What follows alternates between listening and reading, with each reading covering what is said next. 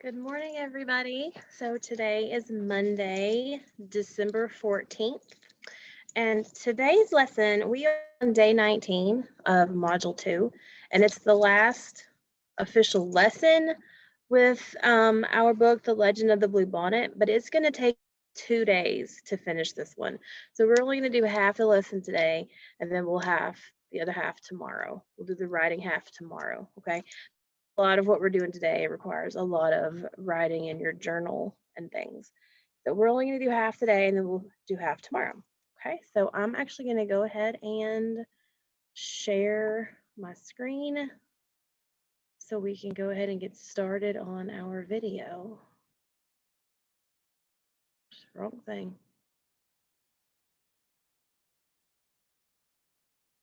I'll find it eventually. There it is. Okay.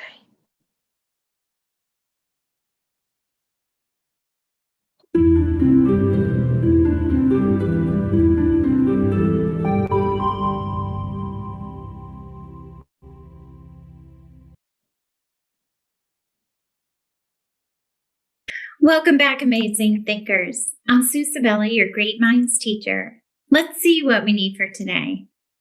Today, you'll need your journal and a pencil. Please pause here to gather what you need and just hit play when you're ready to continue.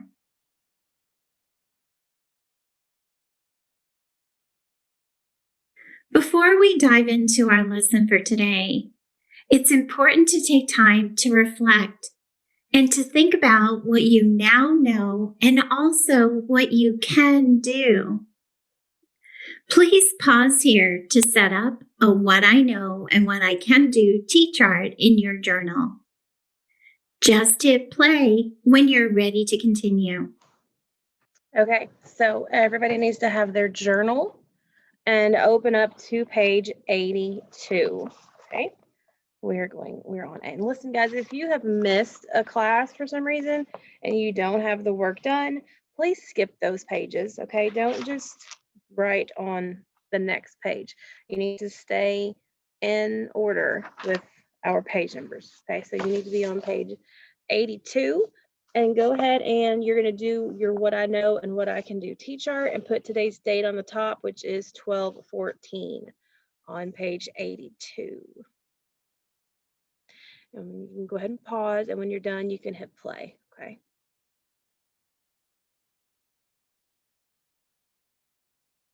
All right.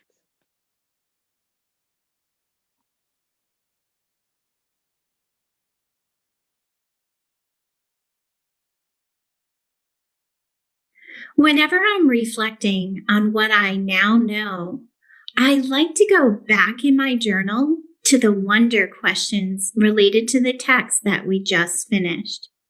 So I would go back to my wonder questions about the legend of the blue bonnet.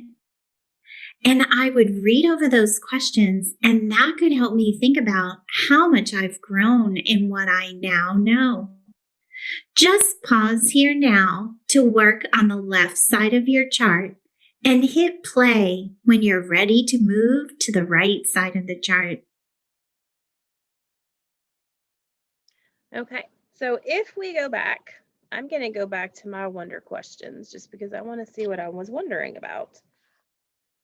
For my wonder questions, I wrote,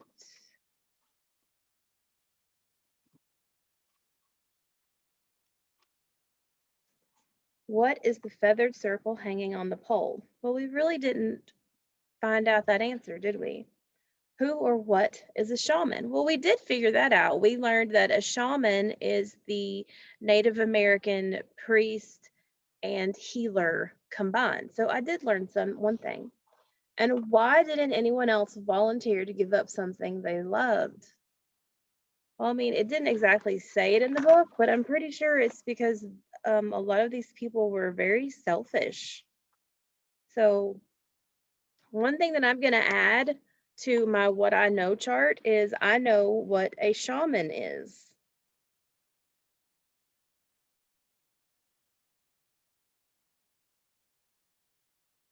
Okay.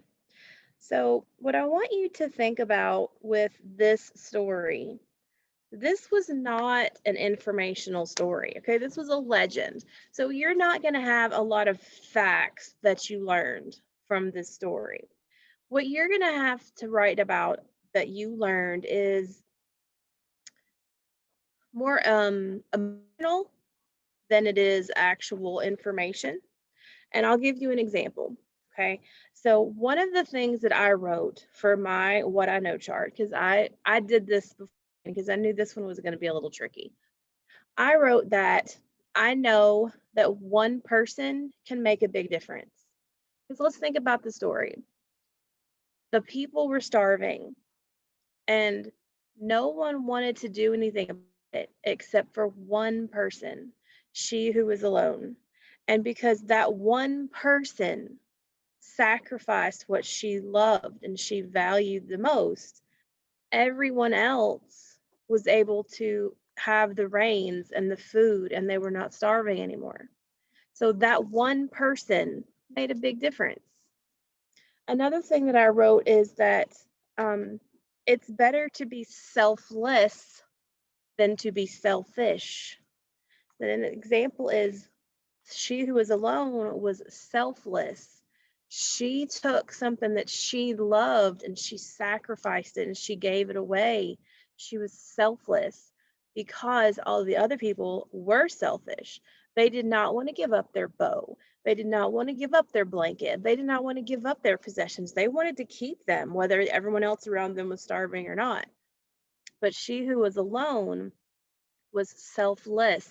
She thought about others more than she thought about herself. And then I also wrote, I know that sometimes you have to make sacrifices to help others. And that's true a lot, even with us, even with things that we do, especially probably with your parents. Maybe your parents need a new pair of tennis shoes, but they know that, maybe a new winter coat. So instead of buying themselves a pair of shoes, they sacrifice getting themselves a new pair of shoes and have their little toes sticking out and buy you that winter coat. So you have to make sacrifices to help the other people that you love or people that you care about. So those are not things that are like information. Like when we learned about the Plains Indians, it was easy to pick out information that you learned. But with this book, you're going to have to think about more about what you learned about how people act and about how people have emotional feelings and things like that. It's not going to be facts, it's going to be more emotional.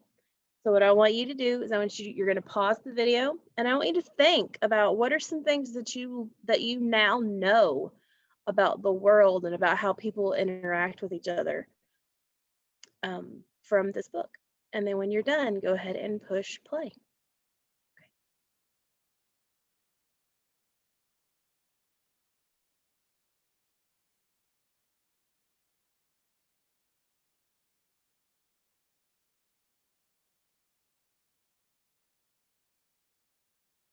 Now it's time to reflect on what you can do. Again, I encourage you to go back through your journal since the last story and look at how much you've grown as a writer. Also, think about all the skills that you're using as a reader, as a speaker, and a listener, and above all, a thinker. Pause here to jot down what you can do now, and then just hit play when you're ready to continue. Okay, so the what I can do section. I know one thing that we really have been talking a lot about lately is introduction statements or introduction sentences. And so that's what I put on mine as the one thing that I can now do is I can add an introduction to my writing.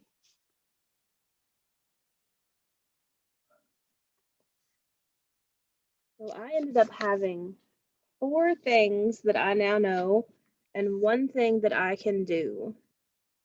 Okay.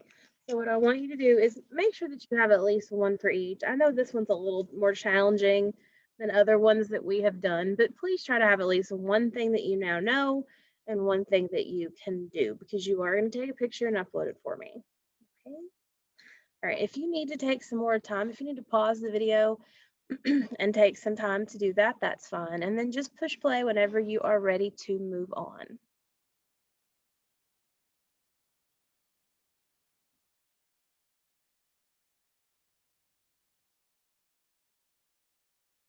Thanks so much for taking time to reflect on how much you now know and also what you can do. Because you're growing so much as a reader and a thinker, you're also able to think about things at a much higher level and think about questions that really make you think hard. Today, we're going to take a closer look at the central message of the legend of the Blue Bonnet. The next two questions will continue to frame our thinking as we dig into the central message of the story. Let's read or choral read these two questions together. What was life like in the West for early Americans? What life lesson can we learn from the story of Blue Bonnet? Please read this question to yourself, and then we'll read it together. What is the lesson of the legend of the Blue Bonnet?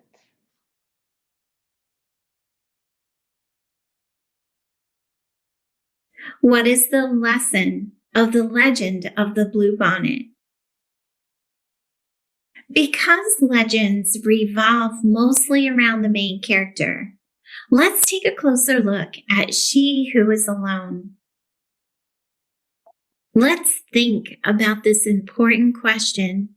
This question will help us determine or decide on what the central message is for this text. It's important to remember that there can be more than one central message or more than one lesson learned.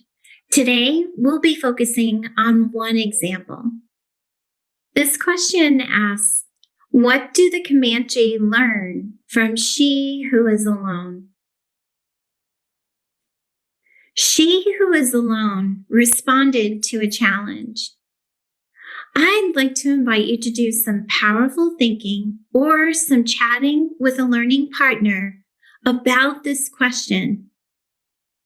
What do the Comanche learn from She Who Is Alone? Please use this sentence frame to help you as you think or to help you as you chat with a learning partner. Your learning partner today does not have to be a person. It could be a prized possession. Remember, a prized possession is something that is very important to you. It could be an object like a doll or a stuffed animal. Pause here to think or chat about this question and just hit play when you're ready to continue.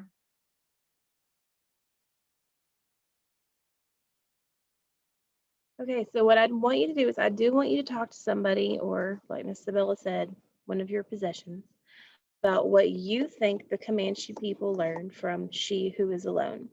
And then after you're done, go ahead and push play again, and then we'll talk about it together. Okay?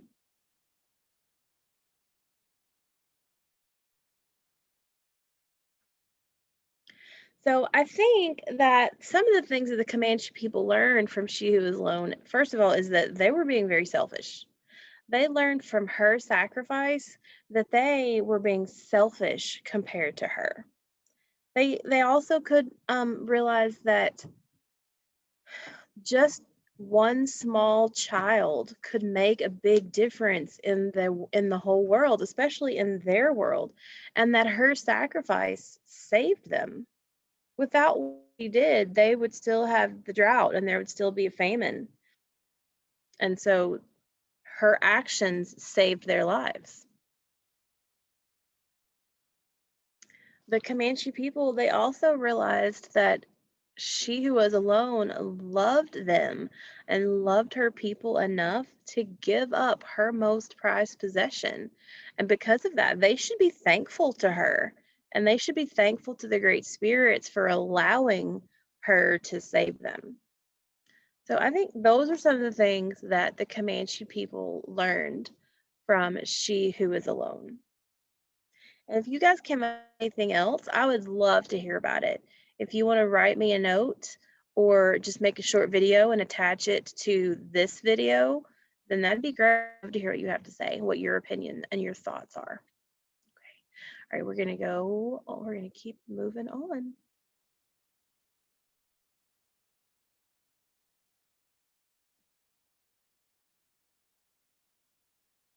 Let's get your journal set up so you can record your fabulous thinking. Turn it so it's on its side. We learned from She Who Is Alone that sometimes you have to make sacrifices to help others. I'm sure you noticed that I wrote down my sentence first, and then I drew an oval around my sentence. That way I can make sure everything fits okay on the page. You'll notice that I have lots of white space around the outside of the oval so we can add evidence to support this central message. Before we begin to locate key details that will support this lesson, please pause here to write this sentence, this lesson, in your journal and then draw an oval around it. Just hit play when you're ready to continue on to providing evidence that supports this lesson. Okay, so like Miss Sibylla said, you are going to go to page 83 in your journal. Let me flip my camera so you can see it. Okay, so we are on page 83. I know it's backwards. Okay, 83. And you are going to write that sentence. Remember, Miss Sibylla said to write the sentence first and then put the oval around it. Okay, and obviously my book is sideways, so make sure you're writing it sideways. Okay, turn your book sideways so that the inside crease is on the top. Okay, so go ahead and pause and get this sentence written down, and then go ahead and push play when you're ready.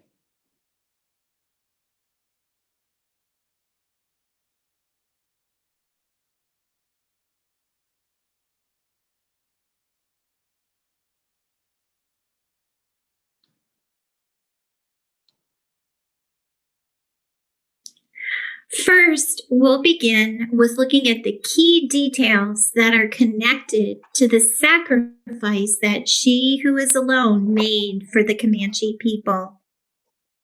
You'll jot your key details down on the left side of this page in your journal. When we look for key details to support a central message or lesson in a story, we need to look at the actions of the main character. She Who Is Alone did something. She made a sacrifice to help others. Look closely at the pictures and think about what happened in the legend.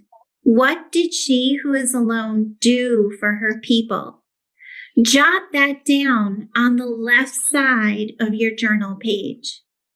Pause here to jot down your thinking and just hit play when you're ready to continue. Okay, so what is it that She Who Is Alone did to make that sacrifice?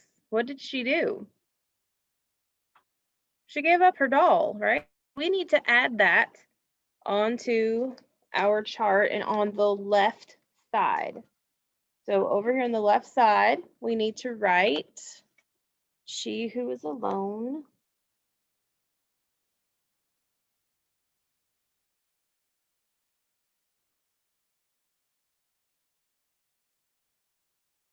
gave up her doll.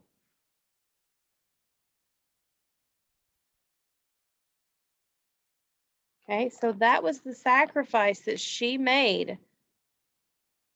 She Who Is Alone gave up her doll.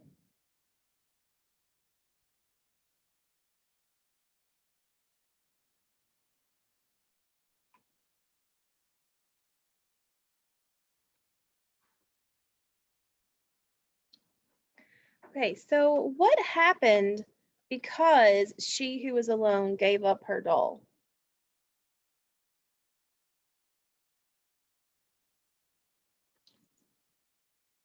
So the rains came. Remember the story? It said that the rains came after she who was alone gave up her doll. So that actually is part of this evidence. So we need to add that on. We need to write the rains came.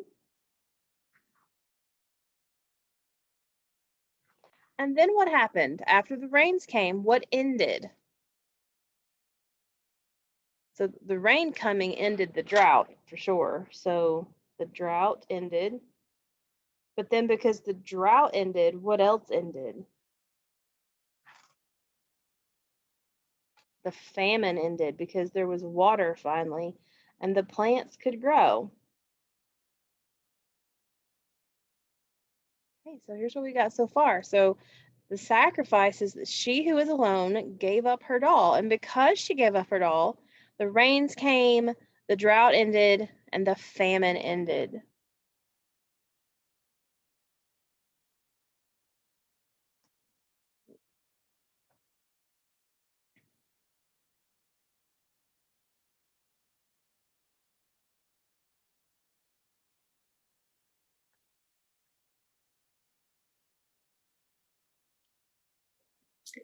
Now let's record evidence or jot down key details that support this big idea in the lesson that she who is alone helped others. Because she who is alone made a sacrifice for her people, things happened. Pause here to jot down on the right side of the journal page the things that happened as a result of her sacrifice. What happened after she made her sacrifice?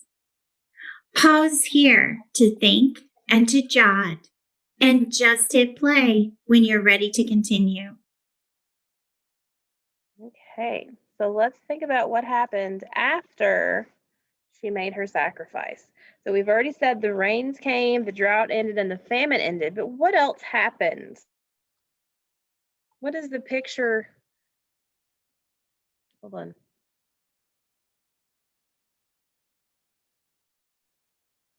What is this picture showing us? What happened here?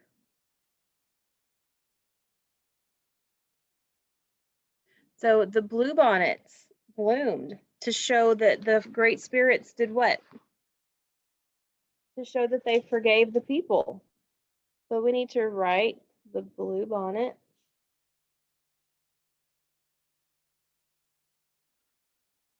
bloomed to show forgiveness.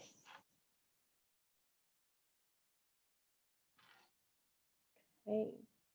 And the the reason why they needed forgiveness, the great spirits demanded that sacrifice. So we need to add that on here. The great spirits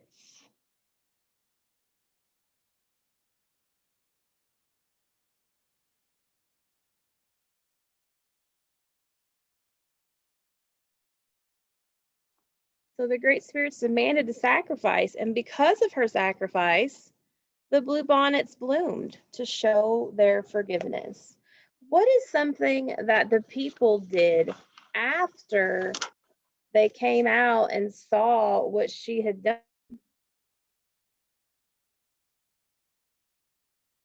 What did they decide to start calling her? They changed her name from she who was alone to one who dearly loved her people.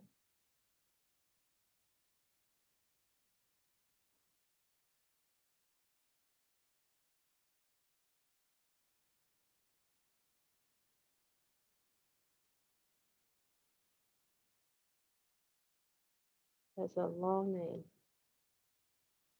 Can you imagine having to write that on your paper?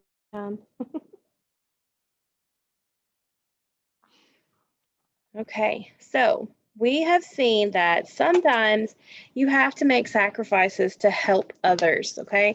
The great spirits demanded that sacrifice, and she who was alone gave up her doll. Because she gave up her doll, the rains came, and the drought ended, and the famine ended, and the bluebonnets bloomed to show forgiveness. The people then called her one who dearly loved her people. Okay. Make sure that you have all of this written down on your journal on page 83, please. And when you have it copied down, go ahead and you can push play to continue.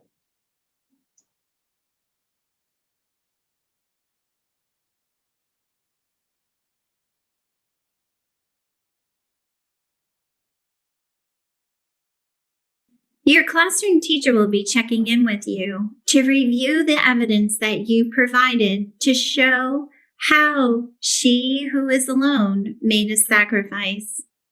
Also, your classroom teacher will be checking in with you to see the evidence that you provided that shows how she who is alone helped others. If you'd like to do more thinking, or if you'd like to add more key details to your journal, pause here to do that now before moving on to the next section of our video lesson. Just hit play when you're ready to continue.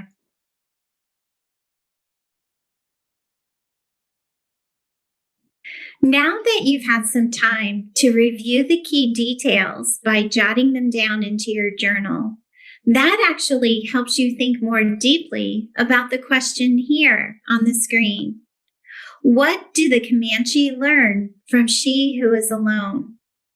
I'd like you to pause here to chat with your learning partner again or your prized possession and use that frame again. They learned that, and I bet it comes out much easier this time because you've really been thinking a lot about this question. Pause here to chat and just hit play when you're ready to continue.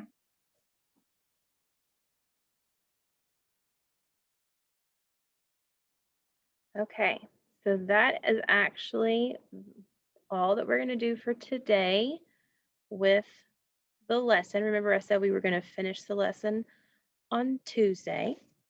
So I do have a video that I want to show you about the Comanche. So I'm going to pause for just a second and pull it up, and then I will turn the video back on. Okay, so this is a video about the Comanche people.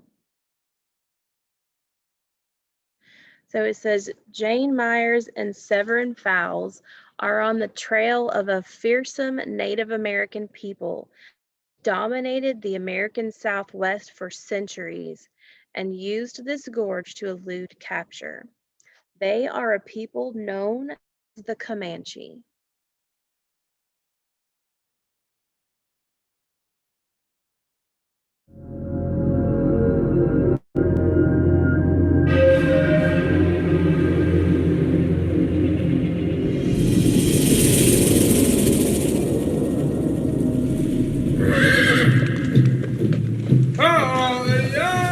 Today, the image of Indians on horseback is iconic. But Native Americans never set eyes on a horse before the 15th century, when Europeans bring them to America as a weapon of conquest. The Comanche and other native peoples adapt the horse as a powerful ally in the fight to protect their land and way of life.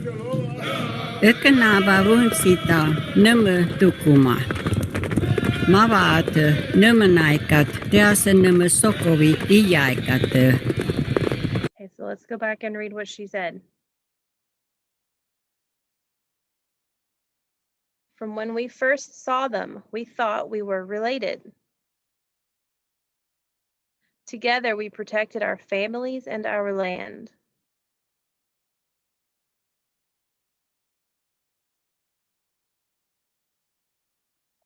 Together, we were more than we could ever be apart.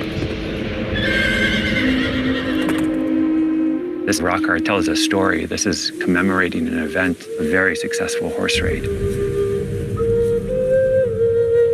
We're looking at possibly the beginning of our empire as Comanche people on horseback. It's just amazing.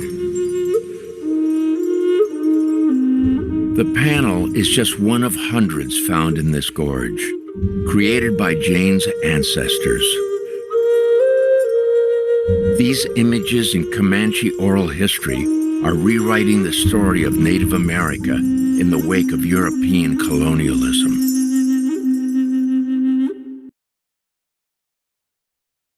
As etchings in this rock face depict a battle with Comanche warriors on foot, confronting a foreign enemy on horseback.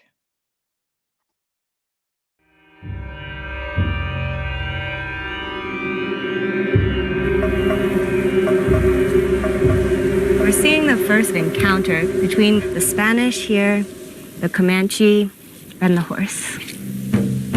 The rock art may memorialize a pivotal moment in history, a battle in which the Comanche seized the horse.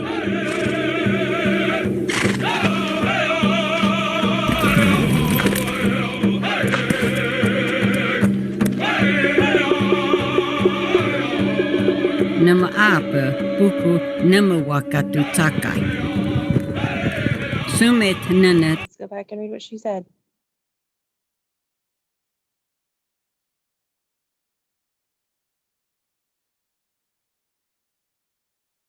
The Creator led the horse to us. Wakatu takai.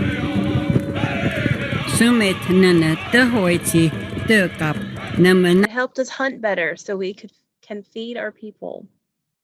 nama ni hanikui. Nare yaku naviteku wohomiai. And it gave us great strength in battle. Apa taven sonip ka suakat. Their son puts his energy into grass. Surita tehoya sonip atekti sa nesuka. And the horse gets the sun's power from the grass. Tanetsa tehoya maai tave terete. So we Comanche and the horse are children of the sun. To the Comanche, the horse is a gift from the Creator.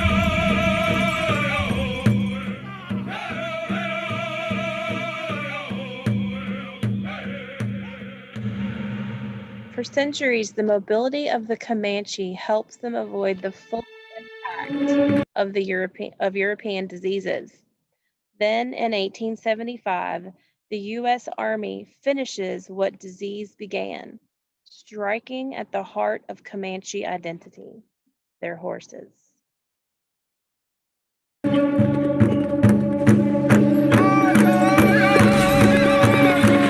Tamate tenana tejai mahimeatsi teasa womnazi. Oops. We lost many of our warriors to sickness and fighting. Tejai mahimeatsi teasa womnazi. Sura exapana nama tehoya nama namanai supanai. U.S. soldiers knew our horses gave us our strength. So tinama tehoya himaina. So they captured many of our herd Tehoya oyoko uri and kutkoi. shot them one by one. Sitte tea pöhöpi pahavi. It was a bloodbath.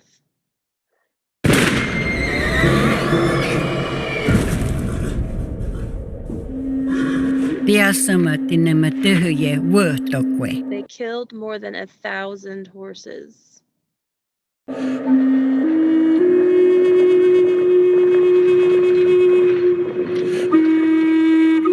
After U.S. troops slaughter the Comanche herd, Quanah Parker, the last free Comanche chief, surrenders.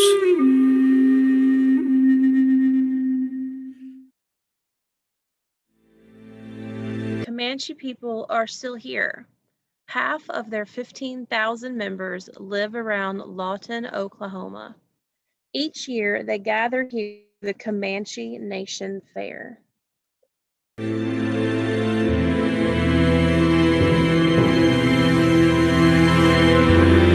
I want people to see us and just think, oh my gosh, that person is Comanche. Those people, they're not historical. They're still alive today. Look, they're thriving. And the spirit of the horse remains at the heart of the Comanche Nation.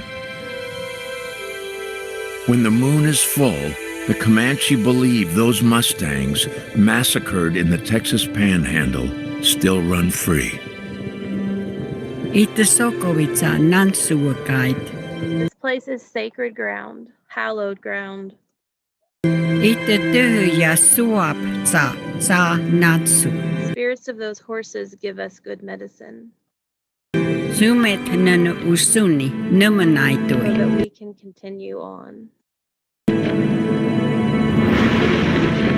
Usuni Numanait. That is being Comanche.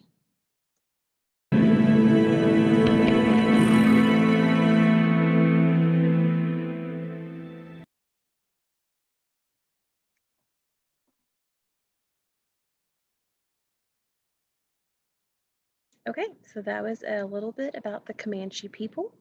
And I hope you guys have a great weekend. That's all that we've got for today. Please make sure that you do get page 82 and 83 finished, and make sure you take a picture and upload it for me today. And that's all we've got. I hope you guys have a great afternoon, and I will see you tomorrow. And come to class prepared to be doing some writing. Okay? All right, bye guys. I'll see you later.